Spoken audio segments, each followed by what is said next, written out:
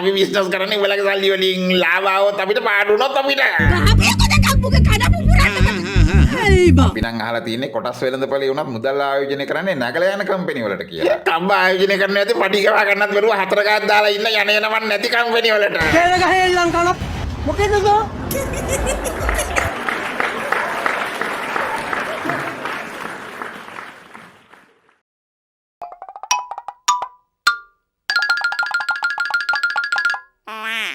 කුකුල් චවියා නල්ලවලේ video එකක් හම්බුණා. මොකේ මේකේ තීරුව කියලා ගියාම මට ඊට පස්සේ ඒ ගෑණි පිස්සු වගේ මගේ කිව්වා මම මේ කාමරයේ ඇතුලේ ඉඳගෙන මගේ මානසික ශක්තිය භාවිතා කරලා යාව දූෂණය කරනවා. මගේ මානසික ශක්තිය භාවිතා කරලා යාව දූෂණය කරනවා. මගේ මානසික ශක්තිය භාවිතා කරලා යාව දූෂණය කරනවා.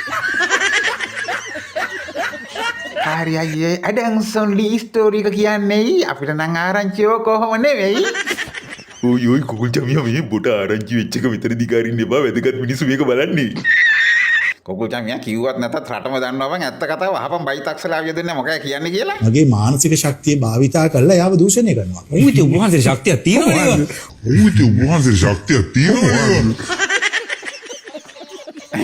බයිතක්සලාවිය දෙන්න තරයටම හරියනවා කාරී. උන් දෙන්න බලන ඇති එකී මානසික ශක්ති පාවිච්චි කරලා හතර වටේට දන් වළඳන්න උන්ටත් පුළුවන්ද කියලා. කීම් බබ්ස් ඇත්තෝ මේ අත YouTube එකට ඇවිල්ලා මේ හදන්නේ කාව හන්දන්නේ. ඔයාලා ඇඳේ නැතුවට බුවා කියන ඒවා අහලා සාදු සාදු කියලා පිළිගන්නේ අම්බරු කොච්චර ඉන්නවද බං? ඒ විතරක් නෙවෙයි ලක්ෂ ගාණින් කෝටි ගාණින් ආධාර කරපු අම්බරුව කොච්චර ඉන්නවද? මීට වැඩිය හොඳයි. හැබැයි ආණ්ඩුවට ආධාර දෙන්න එපා කියලා එයා අපදා ආධාර ඉල්ලුවා නේද? බුවා ඒ ආධාර ගැන මීක් නැත්තේ ඇයි?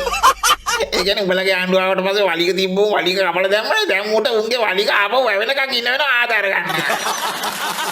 ඒක නෙමෙයි කුකුල් චමියා මේ මුළු ගේම ගම් වතුරට ගහන් ගියා කියලා කවුරු හරි උඹට කිව්වොත් උඹ මොකද අහන්නේ උගෙන්? මං අහනවා බිත්තිත් එක්කද කියලා. මෙන්න බලපන් උඹට ලැබිලා උත්තරේ. මුළු ගේම ගිහිල්ලා තියෙන සර්. ඒ කියන්නේ බිත්තිත් එක්කද මන? නෑ සර්. බිත්ති පරිස්සමට අල්මාරිය දාලා තිබ්බේ. වහලේ අත්තිවාරමයි ගියේ. අද වෙලාවට කොට උඩයියේ මිනිස්සයා මොලේ කල්පනා කරා. අනිවාර්යෙන් නැත්තම් ගඩොල් බැඳලා කොන්ක්‍රීට් අල්ලලා බදාම දාලා බිත්ති ආපහු නගන්න වෙනවා. කාරි කියන්නේ මම ඔය නිතරම කියන ව්‍යවසායකත්වය කියන්නේ ඕකට තමයි.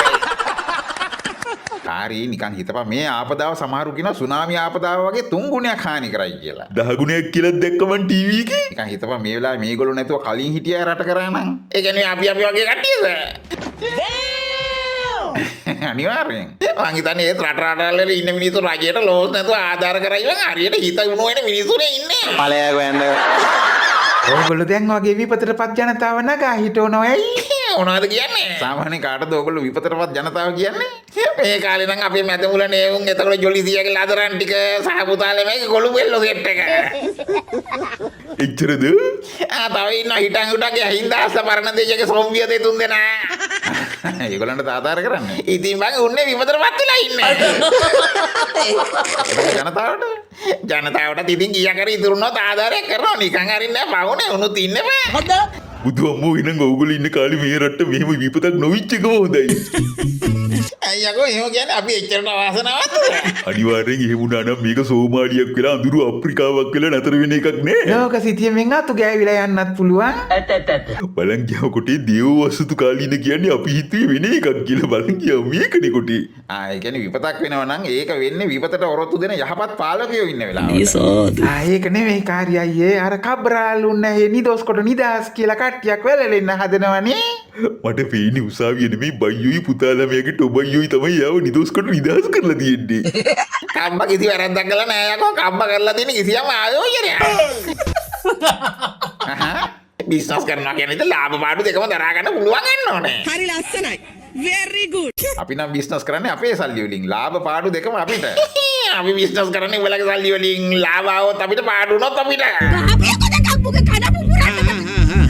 අපි නම් අහලා තියෙන්නේ කොටස් වෙළඳපොලේ වුණත් මුදල් ආයෝජනය කරන්නේ නැගලා යන කම්පැනි වලට කියලා. කම්බ ආයෝජනය කරන්න නැති පඩි ගවා ගන්නත් බැරුව හතර ගාක් දාලා ඉන්න යනවන්න නැති කම්පැනි වලට. කේල ගහේ ලංකාව මොකේද සෝ? ඒ ඔක්කොම කරලා නිදොස් කොට නිදහස් වෙනවා කියන්නේ මාරු ප්‍රොබ්ලමැටික් නේ. ප්‍රොබ්ලමැටික් නෙමෙයි යකෝ එල කිරිනවා. අපි දන්නේ නැහැනේ තත්ත්වය ඕකයි කියලා. දන්නවනම් අපි අඟහරු ලෝකෙත් ආයෝජනය කරනවා.